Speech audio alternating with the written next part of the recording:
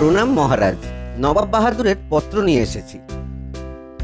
দাও, আমার হাতে দাও। পড়ো পড়ো শুনি। প্রীতিভাজনেষু কৃষ্ণচন্দ্র। আগামী 25শে ডিসেম্বর আমি মুর্শিদাবাদে একটা প্রীতিভোজের আয়োজন করেছি। এই অনুষ্ঠান সংক্রান্ত আলোচনার জন্য আমি আমার সমস্ত অঙ্গরাজ্যের মন্ত্রীদের নিয়ে একটা বৈঠকের আয়োজন করেছি। উক্ত আলোচনায় তোমার মন্ত্রীর গুরুত্বপূর্ণ মতামতের জন্য তাকে আমন্ত্রণ জানাচ্ছি। আগামীকাল আমাদের আলোচনা সভায় তোমার মন্ত্রী যেন মুর্শিদাবাদে উপস্থিত থাকে। আর ওই 25শে ডিসেম্বর এই বিশেষ দিনে তুমি এবং তোমার সভাসদদের আমার মুর্শিদাবাদে আমন্ত্রণ রইল। বাহ বাহ বাহ বাহ, 25শে ডিসেম্বর, তাহলে নবাবী খানা। দেখেছেন মহারাজ নবাব বাহাদুরের দূরদৃষ্টিটা? দেখুন, উনি আমাকে ওনার আলোচনা সভায় আমন্ত্রণ জানিয়েছেন। খুব ভুল করেছেন। দূত, তুমি নবাব বাহাদুরকে গিয়ে জানিয়ে দাও আমার মন্ত্রী নির্দিষ্ট দিনেই মুর্শিদাবাদ চলে যাবে। প্রণাম মহারাজ। নাও নাও মন্ত্রী, তুমি মুর্শিদাবাদ যাবার তোড়জোড় করো। তুমি কৃষ্ণনগরের প্রতিনিধি হিসাবে যাচ্ছ, তোমার সম্মানই আলাদা। আমি এই কৃষ্ণনগরের মান মর্যাদার রক্ষার দায়িত্ব নিয়ে নবাব বাহাদুরের সাথে আলোচনায় বসবো মহারাজ। সাধু সাধু। গোপালকে একেবারেই বাদ দিতে হবে, যাতে ও নবাব বাহাদুরের সভায় না যেতে পারে। কিছু একটা উপায় বার করতেই হবে।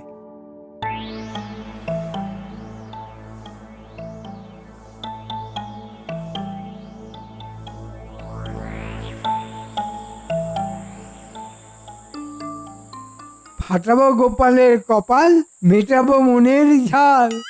একে গুনগুন করে যাচ্ছ। তুমি জানো নবাব বাহাদুর আমার সঙ্গে আলোচনায় বসার জন্য দূত পাঠিয়েছেন। আমি এখান থেকে মহারাজের প্রতিনিধিত্ব করছি। ও মা, তাই তাই তাই তাই মামার বাড়ি যাই। তবে শুনে রাখো, রাজাকে শুধু দেশের লোক পুজো করে, আর এই বিদ্বান ব্যক্তিকে পৃথিবীর সবাই পুজো করে। রাত পোহালেই মুর্শিদাবাদে যাব নবাবের সঙ্গে আলোচনায় বসতে।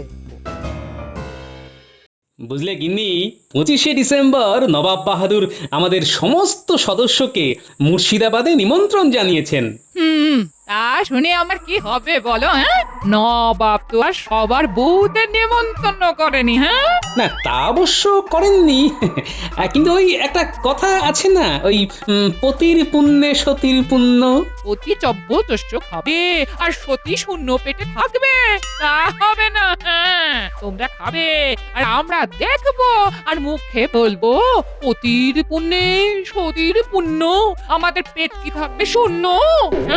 হ্যাঁ, তোমার এই অকাট্য যুক্তি মহারাজকে কালকে আমি নিবেদন করব, দেখি মহারাজ কি বলেন। ধন্যবাদ গো।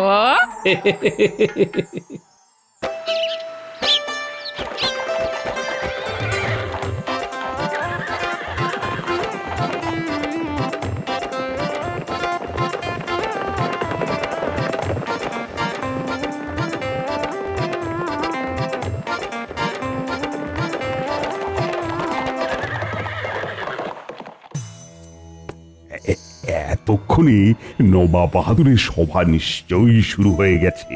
মহারাজ, একটা কথা নিবেদন করব। কি কথা?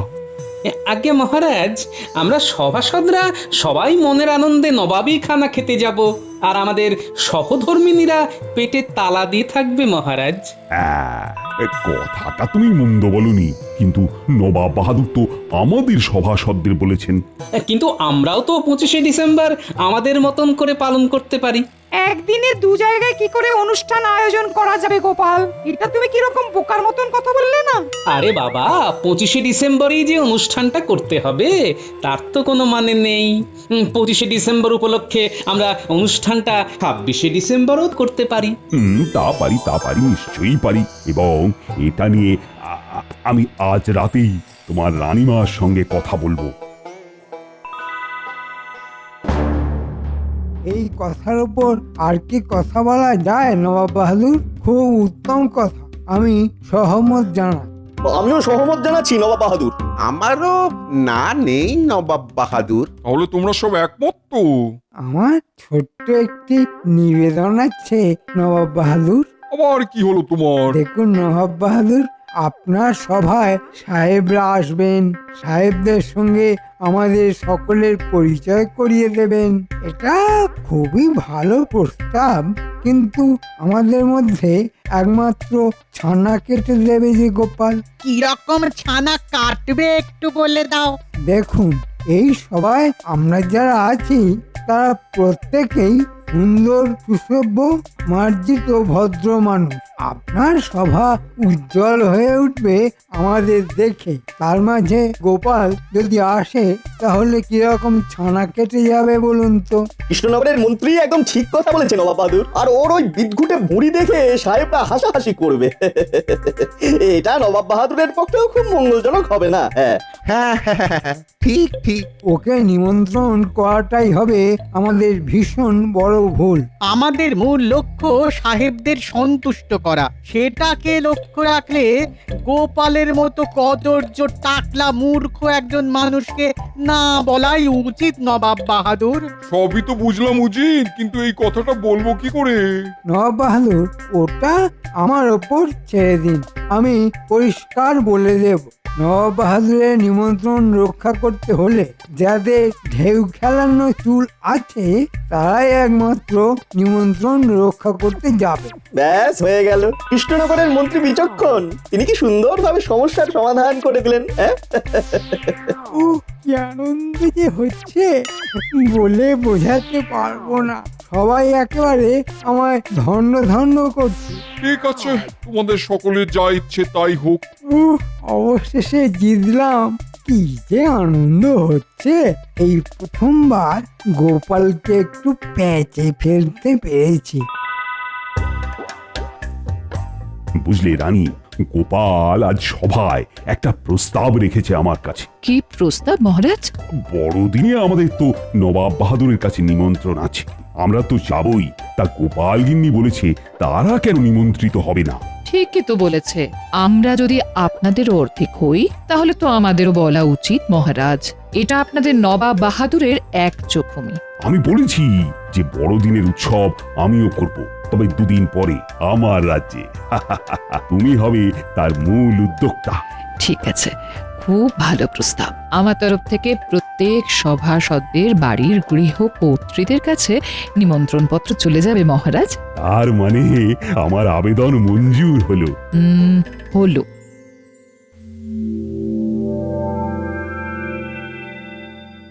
ওই তো মন্ত্রী এসে গেছে। না না, এবার বলো তো মন্ত্রী, নবাব বাহাদুরের সঙ্গে কি আলোচনা হলো? আলোচনা খুব ভালোই হয়েছে মহারাজ। নবাব বাহাদুর আমাদের রাজসভার সব সদস্যদের আমন্ত্রণ জানিয়েছেন বড়দিন উপলক্ষে। কিছু ইংরেজ সাহেবও আসবেন, তাদের সবার সঙ্গে আমাদের পরিচয় করিয়ে দেবেন বলে এই আয়োজন। নবাবী খানা, কতদিন খাইনি। আমি শাকাহারী মহারাজ, আমার তো যাওয়া হবে না। কেক তো ডিম দিয়ে তৈরি হয়, আমি তো আবার ডিম খাই না।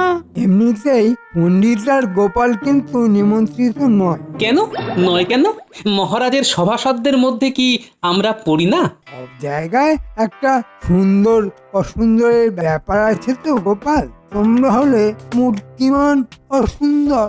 মন্ত্রী, এ সত্যি নাকি নবাব বাহাদুর, গোপাল, পণ্ডিত এদের কাউকে নিমন্ত্রণ করেননি?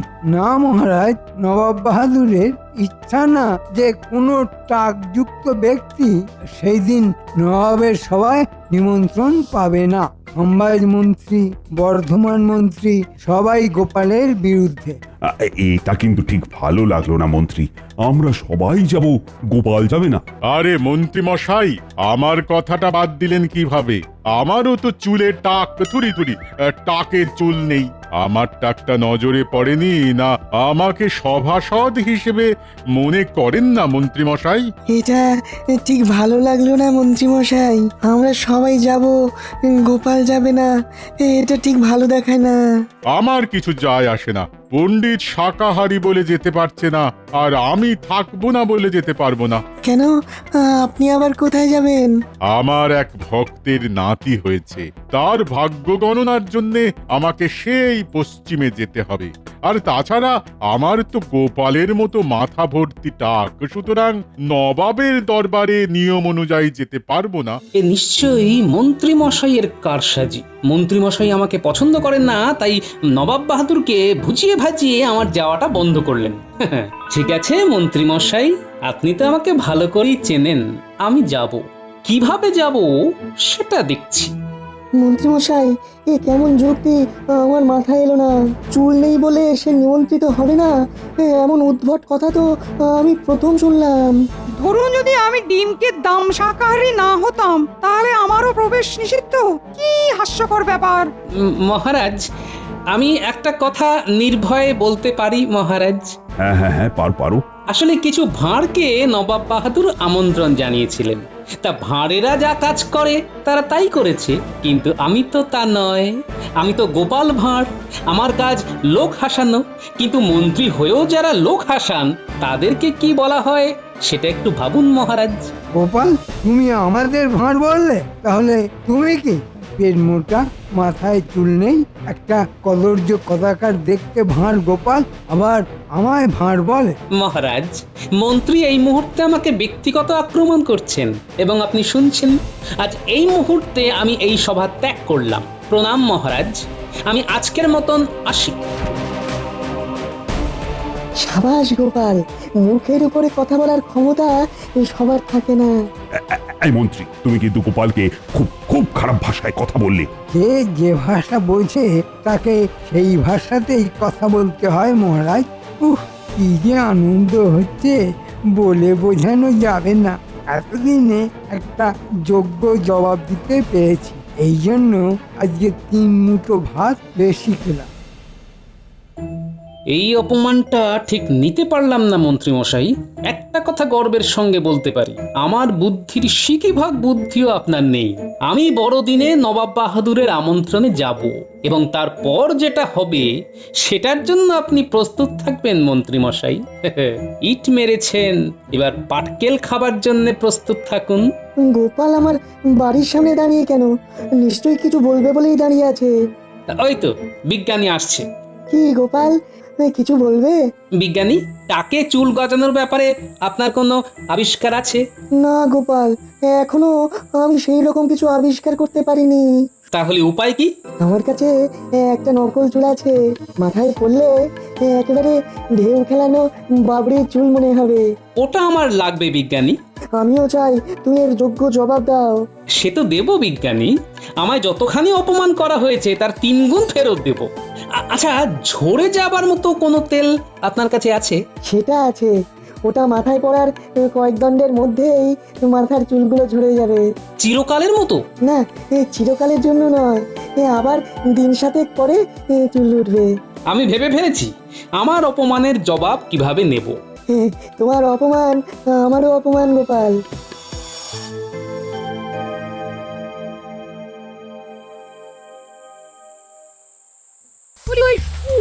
মন্ত্রীর এত সাহস, হ্যাঁ? তোমাকে রাজসভায় সকলের সামনে অপমান করে, হ্যাঁ? আচ্ছা গিন্নি, মৌমাছির মৌচাকে ঢিল মারলে মৌমাছিরা কি করে? ওই শয়ে মৌমাছি বেরিয়ে এসে হুল ফোটায়, হ্যাঁ। মন্ত্রী মশাই তেমনি মৌচাকে ঢিল মেরেছেন। বড়দিনে কিরকম হুলটা খাবে সেটা দেখে নিও। আর দেখো তো এখন আমায় কেমন লাগছে। না, তোমার বয়স তো 3 কুড়ি কমে গেল গো, হ্যাঁ? মনে হচ্ছে গিন্নি এটা নকল চুল। না না, একেবারে আসলের মতো। ব্যাস, এটাই হলো আমার নবাব বাহাদুরের নিমন্ত্রণ রক্ষা করার প্রবেশপত্র। এখন তো শীতকাল, এই চুলটা পড়লে মাথায় ঠান্ডা লাগবে কম, বুদ্ধিটা বেশ জমাট থাকবে, বুঝলে গিন্নি? মানে তুমি যাচ্ছ, হ্যাঁ? শুধু যাচ্ছি না, জ্বালাতে যাচ্ছি। এই শিশিটা দেখেছো? এটাই হচ্ছে ব্রহ্মাস্ত্র।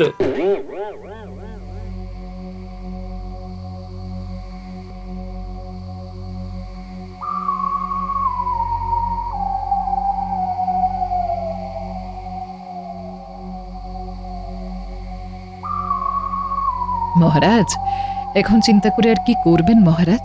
সব কাজ ভেবে করতে হয়। আপনি তখনই আপনার মন্ত্রী মশাইকে বলতে পারতেন যে গোপালকে ওইভাবে অপমান করো না। বিষয়টা এত তাড়াতাড়ি ঘটে গেল যে মাথাতেই কিছু এলো না। আমি আমার নবাব বাহাদুরের বড়দিনের উৎসবে নিমন্ত্রণ রক্ষা করতে যেতে মোটেই ইচ্ছে করছে না, কিন্তু কূটনৈতিক ব্যাপার, না গেলে ওটা আমার কৃষ্ণনগরের জন্য খারাপ হয়ে যাবে। নবাব বাহাদুরের তো রোষানলে পড়ে যাব, নইলে না এই গোপাল ছাড়া আমার মুর্শিদাবাদ যেতে মোটেই ইচ্ছে করছে না। আমার দৃঢ় বিশ্বাস মহারাজ, গোপাল একটা কিছু অঘটন ঘটাবে দেখবেন। আমিও তাই জানি, গোপাল নিজের বুদ্ধি বলে নবাব বাহাদুরের নিমন্ত্রণ রক্ষা করতে যাবে। আমার বিশ্বাস আছে, আপনি নিশ্চিন্ত থাকুন। নবাব বাহাদুরের সভায় গোপালকে আপনি দেখতে পাচ্ছেন, এটা আমার মন বলছে।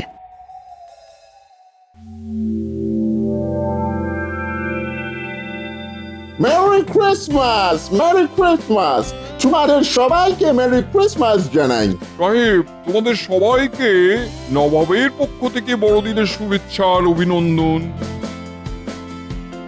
এসো এসো কৃষ্ণচন্দ্র সাহেব, এ হলো কৃষ্ণচন্দ্র, কৃষ্ণনগরের রাজা। আমি হলাম কৃষ্ণনগরের মন্ত্রী। মহারাজা, তোমার রাজসভায় গোপাল বলিয়া খুব ইন্টেলিজেন্ট লোক আছে। সে কোথায়? তাহাকে তো দেখিতে পাইতেছি না। আমরা গোপাল সম্পর্কে অনেক কথা শুনিয়াছি। ইয়েস মন্ত্রী, কিছু বলো, সবই তো তোমার বুদ্ধিতে হয়েছে। ও, তার মানে পুরোটাই মন্ত্রীর বুদ্ধিতে হয়েছে। ওহ, ভগবানের দয়ায় যদি গোপাল আসে তাহলে তো মন্ত্রীর মুখ কালো হয়। সাহেব, গোপালই হলো পেটু, মাথায় চুল নেই, ভুঁড়ি আছে, খুব খায়।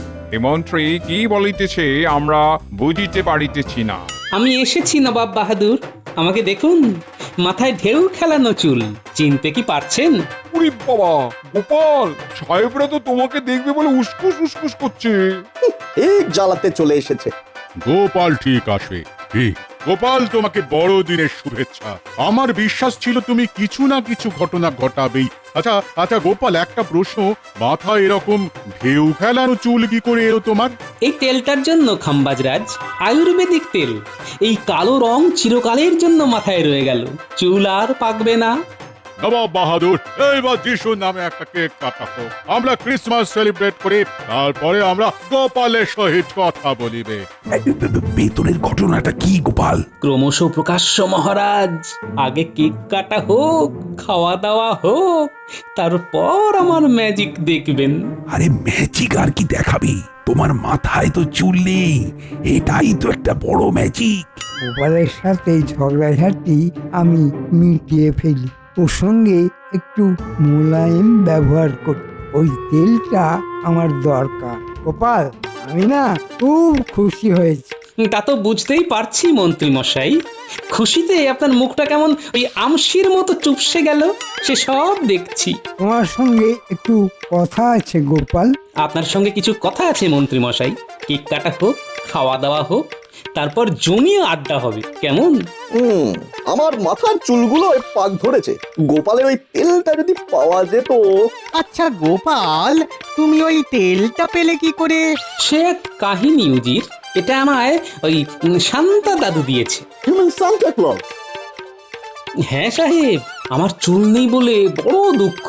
শুনেছিলাম বড়দিনের আগে রাত্রে বেলা শান্তা দাদু থলি কাঁধে ঘোরাঘুরি করে, আর অভাবে মানুষের অভাব মেটায়।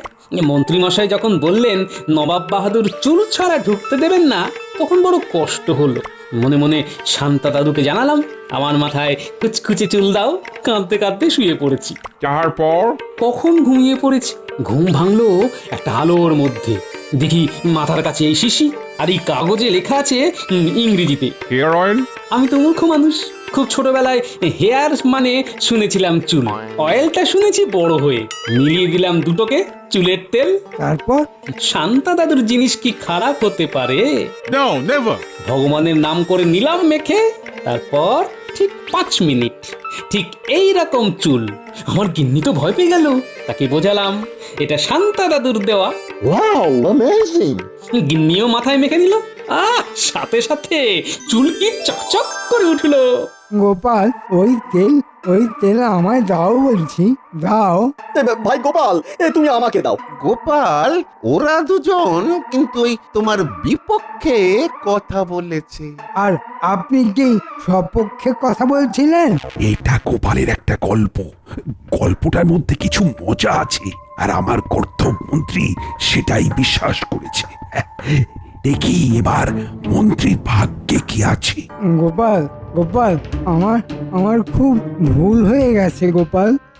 তোমার ওই চুলের তেলটা আমার দরকার। আমার মাথায় পাক ধরেছে, মানে আমার মাথার চুলে পাক ধরেছে। আমারও ওই মাথার পাগড়ি খুললে অনেক পাকা চুল দেখতে পাবে। এই শিশিতে তিনজনের মতোই আছে, আপনারা তিনজন ভাগাভাগি করে মেখে নিন। দাও।